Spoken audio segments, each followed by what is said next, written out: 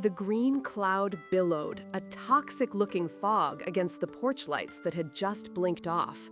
My breath caught, a cold knot in my stomach. Olivia, a tiny, glitter-strewn witch, shrieked. It was a sound that ripped through the crisp October air. Her homemade broomstick clattered to the ground as she scrambled back. She stumbled over her own pointy hat. "No, Mommy, no!" she sobbed, burying her face in my leg. My eyes narrowed, fixed on the two retreating figures. Dark hoodies made silhouettes against the street lamp. Their laughter echoed mockingly. The Johnson twins, of course. It had started so simply, a well-meaning proposal in the neighborhood chat. "Let's call it a night for trick-or-treat at 8:42 p.m., I typed. I aimed for a respectful end time, especially after last year's allergy incident.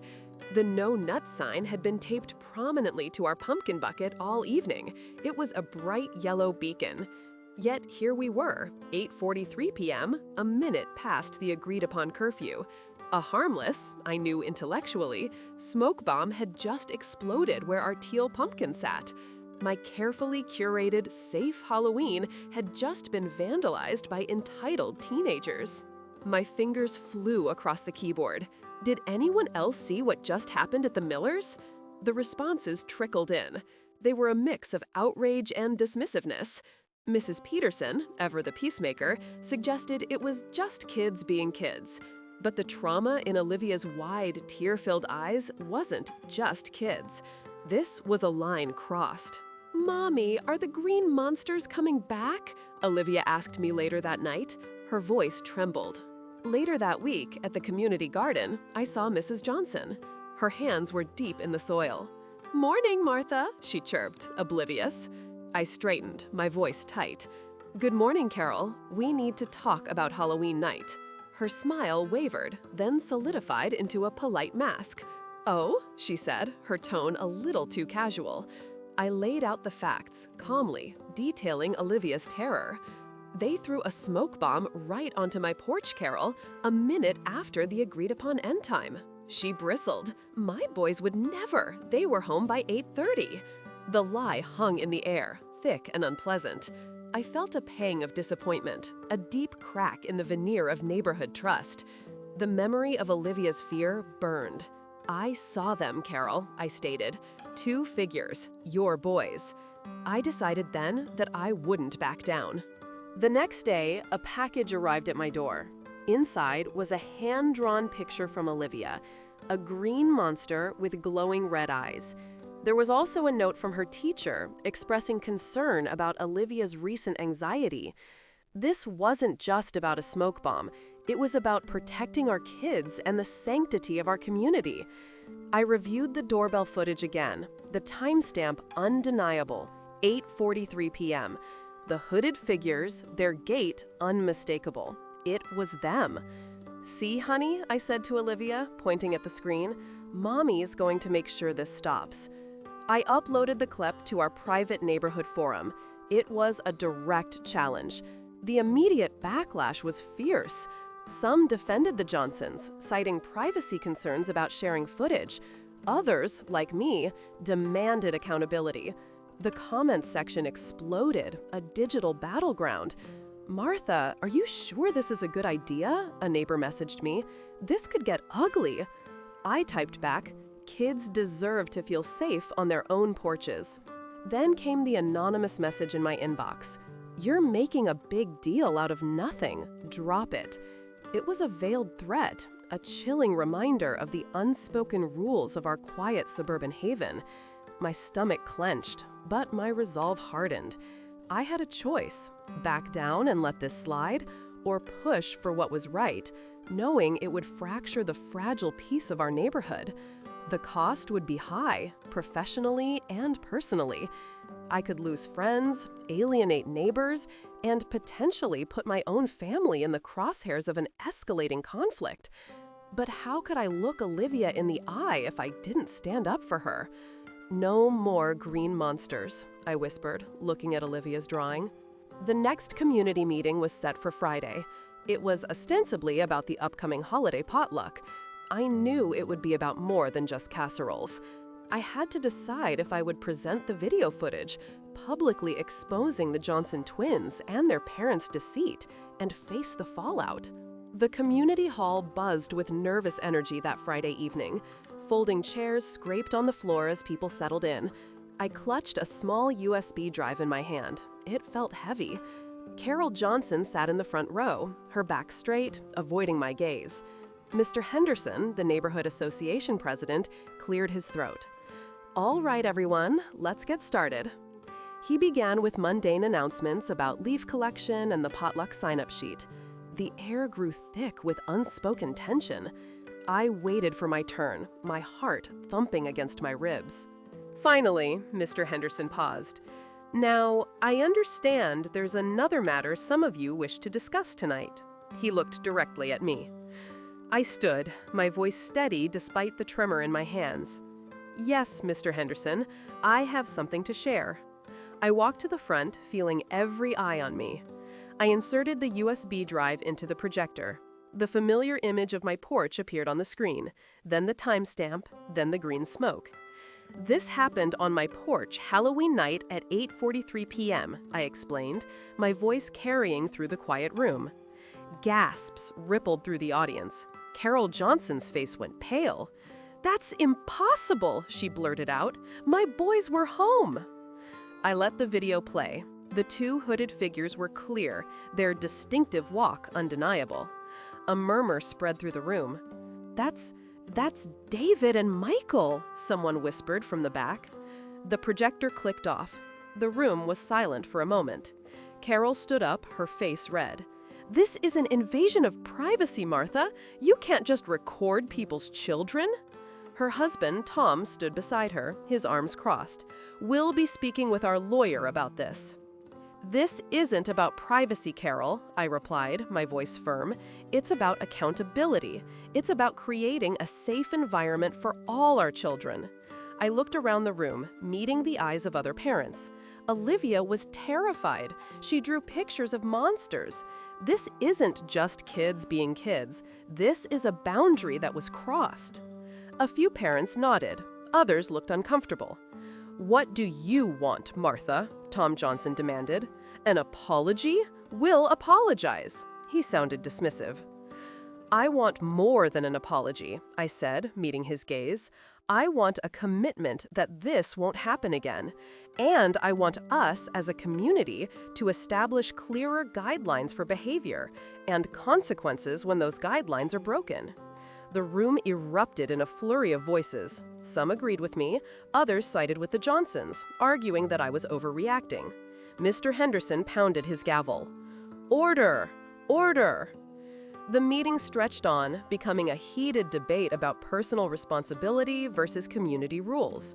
The Johnsons eventually offered a grudging apology, admitting their boys had been out later than they'd claimed.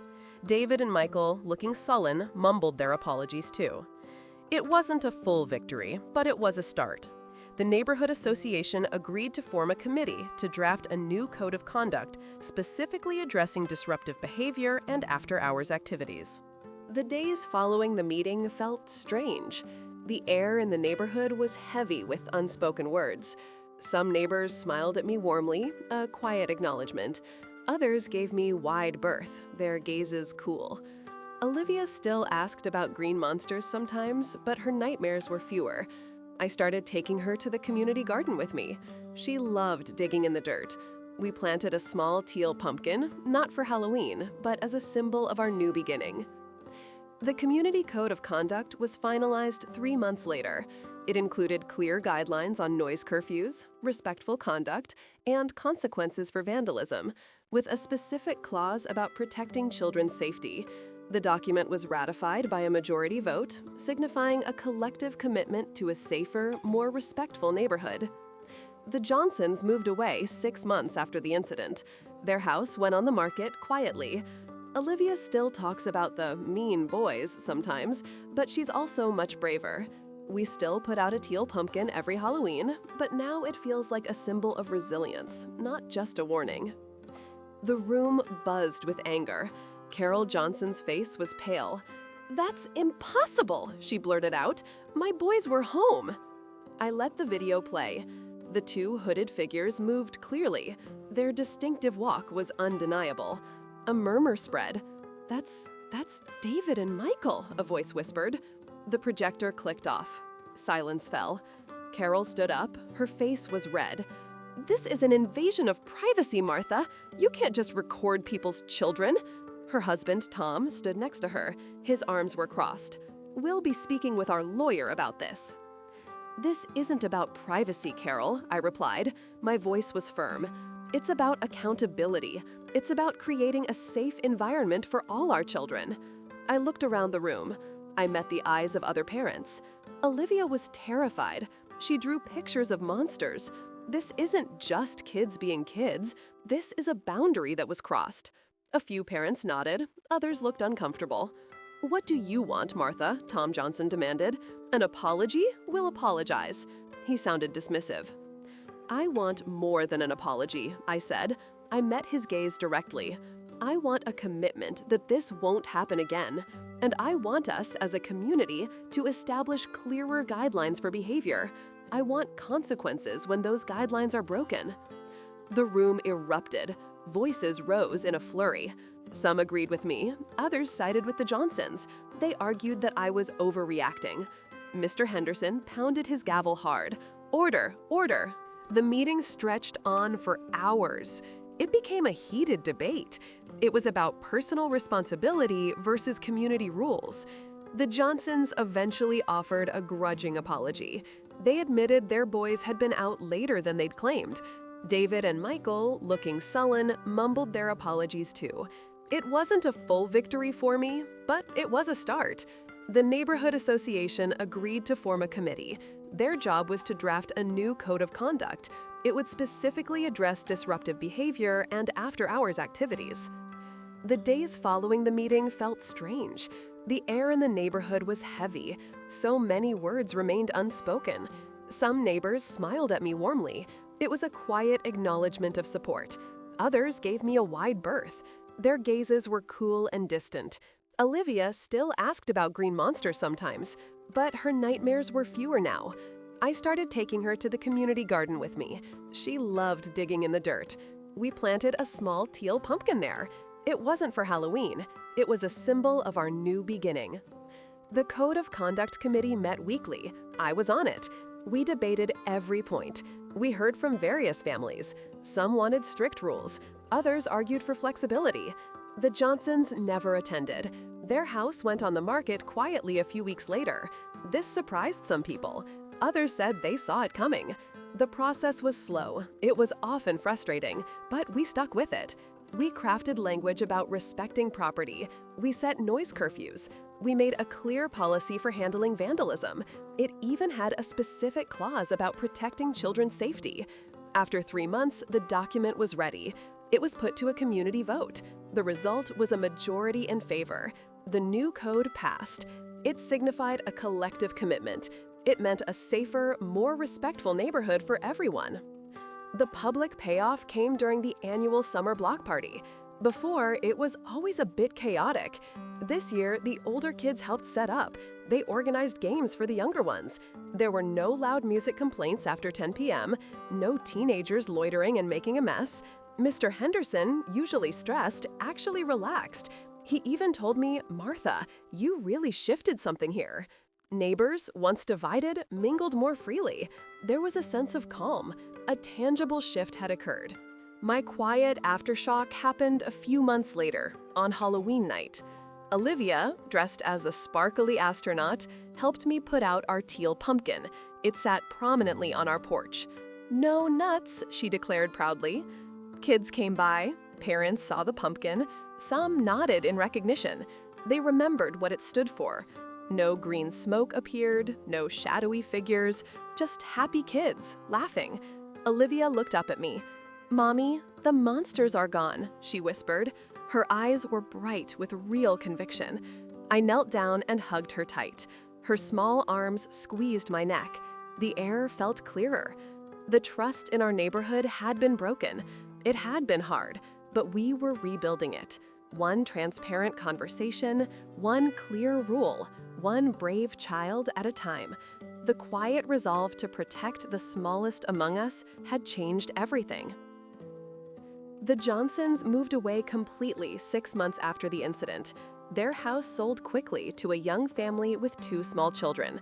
Olivia sometimes still talks about the mean boys, but it's less about fear now and more like a memory of a bad dream.